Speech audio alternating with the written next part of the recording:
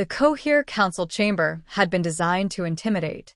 Its vast curvature followed the inner shell of a station wrapped around a blue-white star, light refracting through layered crystalline walls so that every speaker stood illuminated, exposed, and small. For centuries, that had been enough. Civilizations rose to this room with rehearsed humility, pleaded their cases, and accepted their annexation with bowed heads. Commander Elias Rourke did none of that. He stood at the center dais with his hands clasped behind his back, posture relaxed to the point of impropriety. His uniform bore no medals, no ornamental rank, only a single insignia at the collar, Earth's old symbol, simplified to a stark circle bisected by a line. His face showed neither fear nor awe, just a quiet attentiveness, as though he were listening to weather reports rather than the judgment of a galactic empire. Above him, the council seats flared with muted color as delegates adjusted their bioluminescence in irritation. High Arbiter Threx leaned forward, his elongated frame folding with deliberate slowness. His species had ruled the CoHere for 4 expansion cycles, and his voice carried the layered resonance of one accustomed to obedience. The human representative has been granted this audience as a courtesy, he announced. Your world has been catalogued, subdued, and integrated into CoHere territory. This session exists only to formalize that reality. A ripple of agreement passed through the chamber. Military overseers reviewed holographic summaries. Economic custodians prepared annexation models. Earth was a footnote, resource-rich, moderately populated, technologically uneven. Resistant, perhaps, but irrelevant in the long view. Rourke waited until the ambient murmurs faded. You invaded Earth? He asked. The words carried without amplification. They were neither accusatory nor defiant. If anything, they sounded like a request for clarification. Several counselors clicked their mandibles or flexed irritation through color shifts. Threx did not respond immediately. He studied the human, eyes narrowing as if searching for a delayed translation error. The invasion is a matter of record, Threx said at last. Your planetary defenses were bypassed. Your orbital zones were secured. Compliance signals were received. Rourke tilted his head slightly. When? That question drew a harsher reaction. A strategist from the outer arm leaned forward, claws tapping against his console. This is not a negotiation, he snapped. Your species resisted briefly, then ceased organized opposition. Your leaders were. We don't measure invasions by paperwork, Rourke said, still calm. We measure them by impact. Threx's bioluminescence flared, a sign of displeasure carefully restrained. Your meaning is irrelevant. Earth belongs to the CoHere now. Rourke nodded once, as if acknowledging a claim he intended to test rather than accept. Then something doesn't add up. At a gesture from Threx, a data projection bloomed above the chamber. Orbital schematics. Deployment routes. Probability curves all pointing to the same conclusion. Earth neutralized with minimal cost. Rourke studied the projection with interest. You see, he said, on Earth an invasion changes daily life. Power grids fail. Communication fractures. Supply chains break. People panic. He looked back up, meeting Threx's gaze directly. None of that happened. A few counselors exchanged glances. A data officer ran a quick verification, more out of habit than concern. Our presence was subtle, Threx said. Efficiency minimizes disruption. Efficiency leaves fingerprints, Rourke replied. We're very good at finding those. The chamber quieted, irritation giving way to curiosity. This was not how conquered species behaved. There was no desperation in the human's voice, no attempt to bargain for mercy. If anything, he sounded puzzled. You classified Earth as compliant, Rourke continued. But you never asked what compliance looks like to us. Threx straightened, impatience bleeding through his composure. Explain yourself, human. Rourke exhaled slowly. Earth has been invaded before. By ourselves.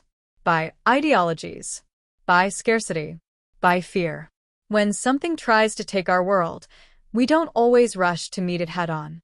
Sometimes we step aside and watch what it breaks. A faint unease spread through the chamber. It was subtle, no alarms, No shouted commands, but several counselors began quietly reviewing secondary data streams. Threx noticed. His eyes narrowed further. "You are suggesting," he said carefully, "that the CoHere operation failed." Rourke shook his head. "No. I'm suggesting you mistook silence for surrender." The statement hung in the air, heavier than any threat. A military overseer rose from his seat, towering and armored, his presence radiating practiced violence. "This audience has gone on long enough. The human is stalling." Rourke turned toward him, unflinching. "If I were stalling," he said, "you wouldn't be listening this closely." That earned a ripple of restrained reaction, offense, curiosity, something uncomfortably close to doubt. Threx raised a claw, silencing the chamber. His voice, when it came, was lower. "You have our attention," he said. "Use it wisely." Rourke inclined his head, the closest thing to a bow he would offer. "Then let's start with definitions," he said. "Because if you truly believe you invaded Earth, you deserve to know what happens next when we decide you did."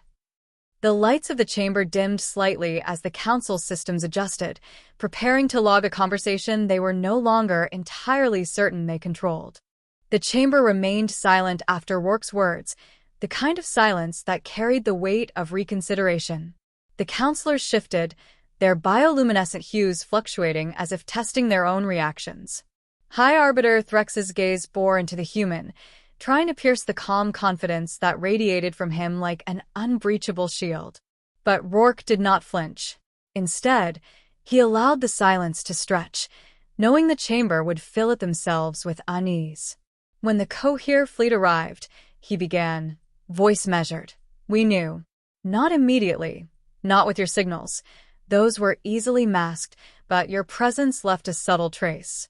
Supply changes, orbital corrections, recalibrations of planetary scanners. Nothing that would alert your commanders to scrutiny, but enough for us to see, to understand." A strategist's claw twitched. "Preposterous," he barked. "We did not signal our movements. There would be no data to detect." "Then perhaps your sensors were too trusting," Rourke said.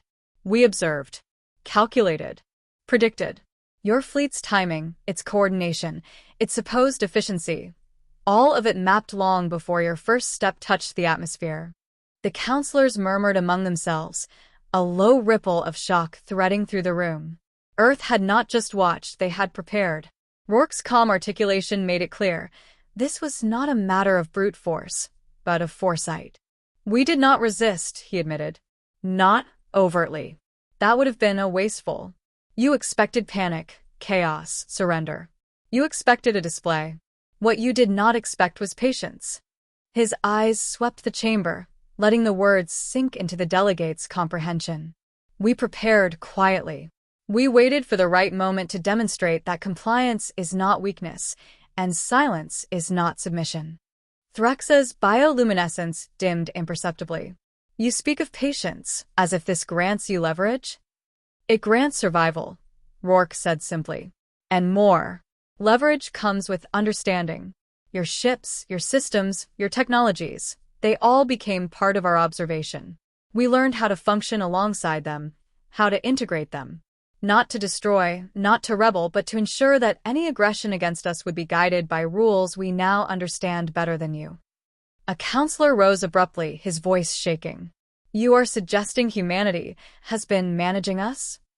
"Not managing," Rourke corrected. "Optimizing. We did not infiltrate your fleets, nor did we corrupt your satellites.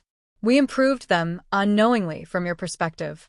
Every supply chain you believe secure, every orbital path you consider immutable, every data node you trust.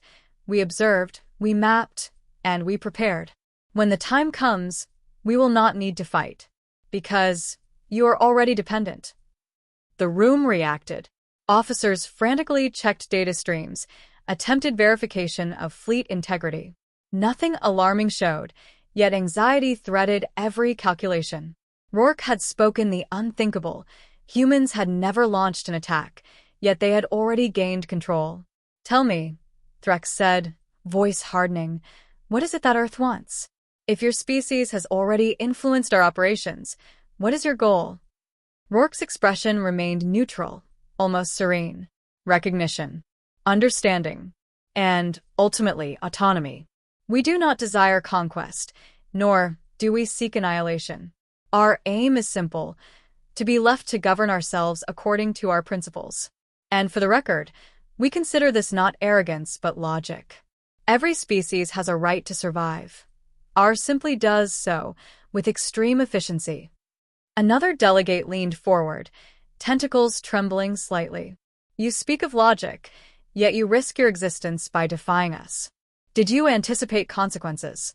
Rourke's response was calm, deliberate. We anticipated consequences.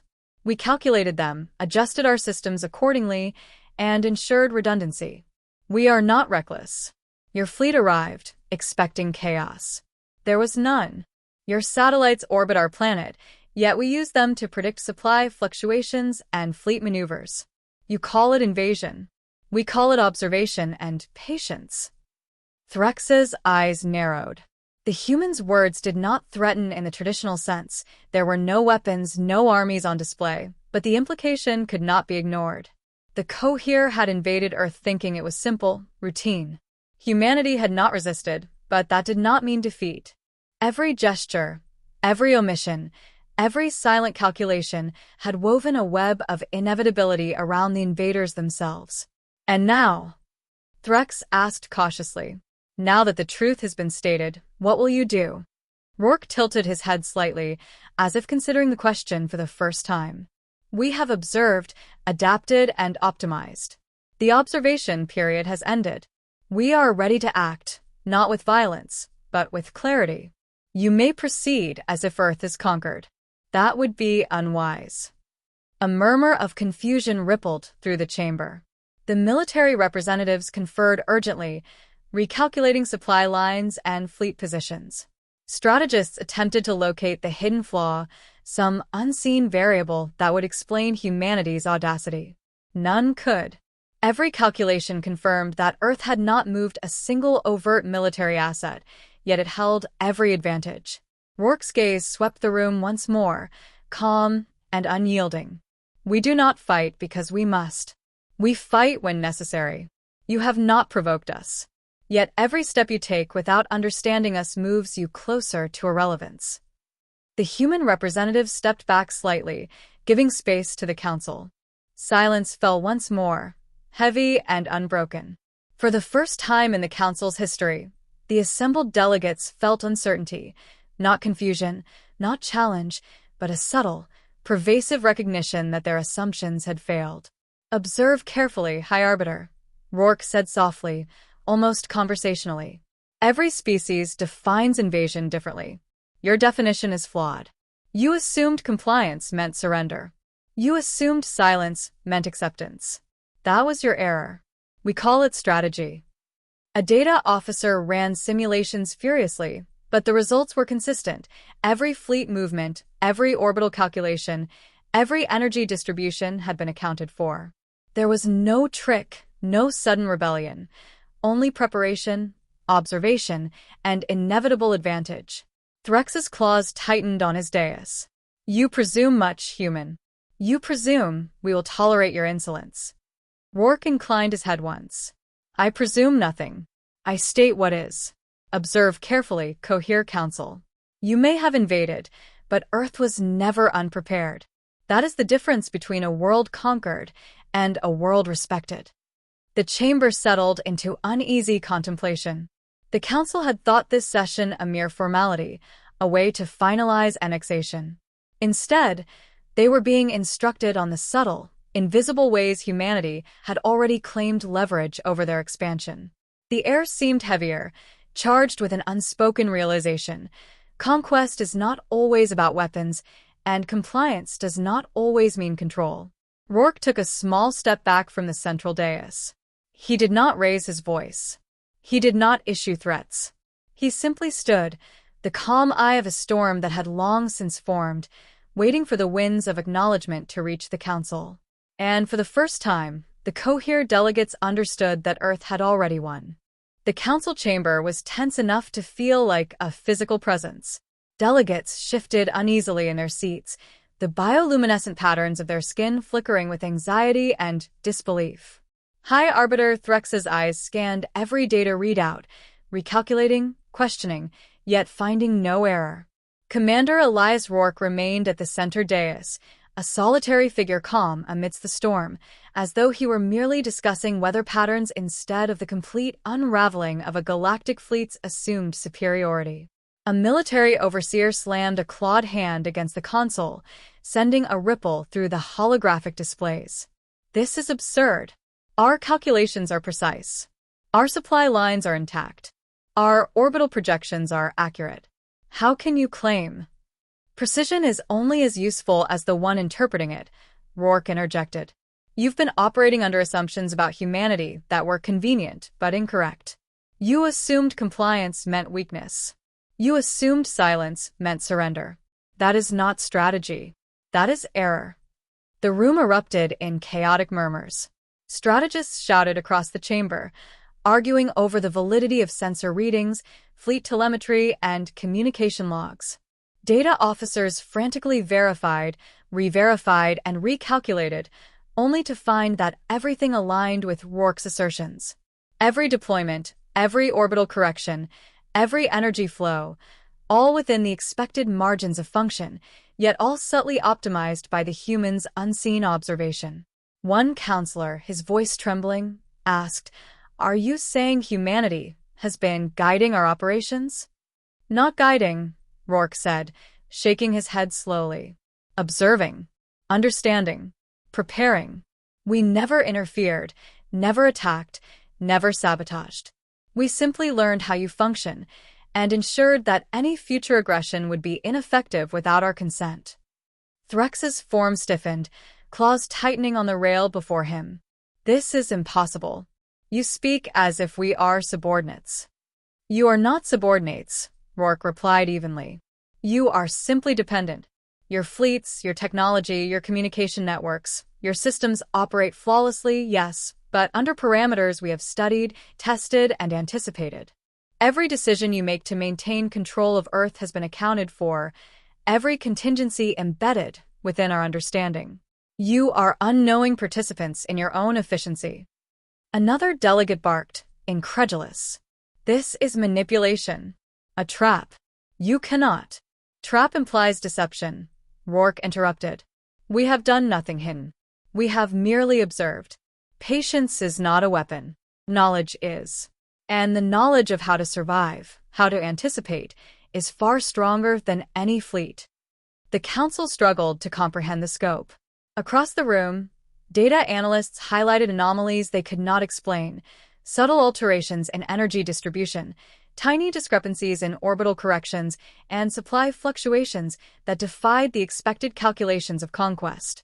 These anomalies were not destructive. There were no explosions, no sabotage. Yet the effect was undeniable.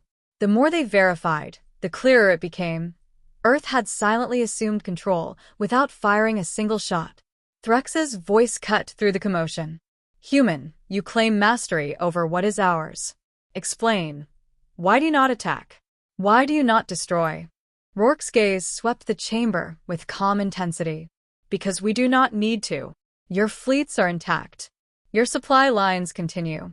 The universe still assumes you are in control. That is the point. Conquest achieved without violence is the ultimate measure of strength. We observed, we adapted, we optimized. And now you have no leverage over us. Not because we fought, but because we prepared." The military delegates muttered in disbelief, some scanning projections, others shaking their heads in frustration. "If this is true," one whispered to his neighbor, "we are obsolete in this system." "You misunderstand," Rourke said, catching the remark. "Obsolete is not the right word. Ineffective, perhaps. Misguided. Overconfident. But obsolete, no. You may continue to operate as you have, provided you follow the rules we understand far better than you. That is the difference between a species that reacts and a species that anticipates." Threx's expression darkened, bioluminescent skin flaring in frustration. "And what rules are these, human?" "Rules of observation, preparation, and patience," Rourke replied. "Rules that mean you cannot harm us without cooperation. You may command your fleets. You may declare victories, but without acknowledging what Earth considers a true invasion, all your triumphs are meaningless. The room went quiet again, the weight of the realization settling in. The CoHere had assumed dominance, but dominance requires knowledge. They had underestimated the patience, the resilience, and the foresight of a species they had deemed insignificant. A young delegate, barely experienced in council affairs, spoke up. You, humans, waited for what? Rourke's lips curved in a faint, almost imperceptible smile. For this moment. The moment when the invader believes the occupied is beneath notice, when the conqueror assumes compliance. That is when the greatest leverage is obtained. Not through force, not through fire, but through understanding. Threx's claws scraped across the dais, a sound sharp in the quiet chamber. And what is your expectation now? What will you demand? Recognition, Rourke said. Acknowledgement of our sovereignty. Understanding of our methods. And ultimately that you leave. No weapons, no violence, no further intrusion. Because if you persist, well, the next phase does not require conquest. It requires only the failure of your assumptions. The council scrambled, calculations, projections, and probability curves now failing to yield confidence. They had faced rebellion before, uprisings, insurrections, but nothing like this. Humanity had not acted aggressively. They had not struck. Yet they controlled the terms entirely. Every fleet in the system, every orbital correction, every energy flow was already operating within boundaries Earth had silently defined. Rourke stepped back, allowing the silence to fill the chamber. His presence alone seemed to expand the space, a calm epicenter against a storm of alien panic. Consider this, he said softly, almost conversationally. We never attacked. We never resisted overtly. And yet, the CoHere is constrained by what we observed and understood. That is how Earth ensures survival. That is how we maintain advantage. The military overseers argued furiously, strategists recalculated, and Threx's gaze swept the chamber, searching for some flaw. But there was none. Every data stream confirmed it. Humanity had achieved leverage without force, patience without weakness, power without aggression. Rourke finally nodded once, simple and deliberate. You may continue to believe yourselves invaders. That is your choice. But know this. The moment you act under assumptions of dominance, you will discover that the planet you thought subdued was never yours to command. Compliance is not weakness. Silence is not surrender. Observation is preparation. And preparation is victory. The council remained frozen, digesting what they could not fully comprehend. The human representative had not raised a weapon, had not shouted threats, had not issued demands with fire and fury. And yet, he had demonstrated dominance the CoHere could neither refute nor counter. For the first time, the delegates understood that the council chamber hummed with tension, a low vibration of disbelief that pulsed through every seat. High Arbiter Threx's form glowed dimly, an unsteady display of authority as his delegates whispered, argued, and recalculated. The CoHere had faced threats before, but never like this, a species that had neither struck nor surrendered, yet now controlled every measure of influence in the system. Commander Elias Rourke stood at the center, still calm, still poised. He did not raise his voice, did not gesticulate. His presence alone radiated certainty, a quiet dominance that no algorithm or weapon could disrupt. The chamber had begun to realize what he had subtly implied for cycles now. Humans had already won, without a single act of overt aggression. Threx's claws tapped impatiently against the dais. You have explained your methods, he said. Your patience, your observation, your preparation. But what do you intend, human? Will you allow this council to retreat without consequence, or will you enforce your control? Rourke tilted his head slightly.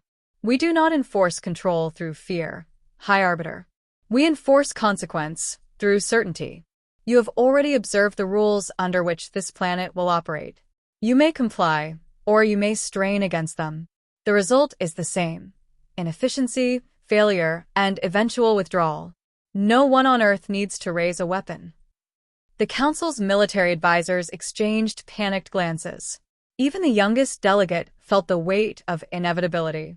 Fleets that had once projected unstoppable power now seemed cumbersome, reliant on systems subtly adapted by their supposed subordinates. Communications and supply chains functioned, but only in ways that humanity had already anticipated and optimized. Any attempt to act otherwise risked collapse. "You are arrogant," a senior strategist barked. "You claim victory without combat, yet you presume to dictate terms." "Not presumption," Rourke corrected softly. "Observation, understanding, and patience." The CoHere believed conquest was measured in surrender. Earth measures conquest differently, by control without destruction, by leverage without fire, and by foresight instead of chaos. A data officer suddenly interrupted, voice trembling. "High Arbiter, our orbital simulations are failing. Not catastrophically, but gradually. Systems are not responding as predicted. Supply routes are misaligned. Efficiency is decreasing." Threx froze. "Explain." "Not our doing," Rourke said calmly. "Your operations continue. Nothing has been tampered with. You are functioning exactly as you believe. And yet, every calculation assumes your priorities align with reality. They do not. Earth does not surrender. Earth does not panic. Earth adapts. You are witnessing the consequence of underestimation." The council erupted again, confusion spiraling into panic. Threx waved his claw, attempting to impose order. "Human, your words are..." "True," Rourke interrupted. "And soon, your fleets will reflect it. You may withdraw now on your terms or later on ours. Either way, the system's equilibrium will follow Earth's definition, not yours. That is the difference between force and strategy." The room was silent, save for the quiet hum of holographic displays and the shuffling of nervous delegates. Threx's gaze darted across the chamber. Arguments for retaliation competed with projections of failure. Fleets were poised, yet every action required parameters Earth had already accounted for. There was no immediate danger, but the CoHere's confidence had faltered. Finally, Threx spoke, voice low and unsteady. "We will withdraw." A ripple of tension passed through the chamber. Some delegates whispered, others stared blankly at consoles. Humanity had not demanded, had not attacked, had not coerced. And yet, the CoHere conceded. Not through fear of weapons, but through recognition of inevitability. Rourke inclined his head, expression neutral but firm. "Acknowledgement is sufficient. No fleets need be destroyed, no worlds harmed. That is the humanity you underestimated, precise, patient, and prepared." A young counselor asked, hesitantly, "And if we return?" "Then you will find every system adjusted to our observation," Rourke replied. "Every supply route accounted for, every maneuver anticipated. Resistance, without understanding, is wasted effort. Cooperation, aligned with our definitions, is efficient. That is the choice Earth extends, reason over conflict, survival over arrogance." Threx's bioluminescence dimmed further. He said nothing, realizing that silence itself would serve as the council's concession.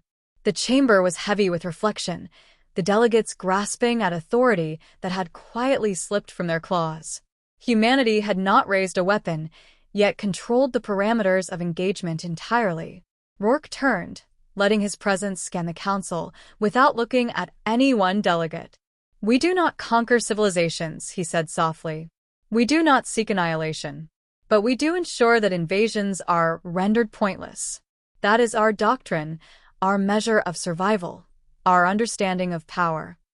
Another whisper ran through the chamber. Fleets were constrained, supply chains misaligned, and orbital dynamics subtly adjusted in ways humans had long foreseen. The CoHere could continue their operations, but every choice would now bend to Earth's logic. And that was all Rourke needed. High Arbiter Threx finally lowered his gaze.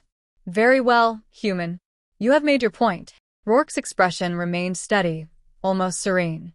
"Point made," he said simply. "Earth does not need your fleets to survive. But the moment you misunderstand that, you will find control is not given. It is earned.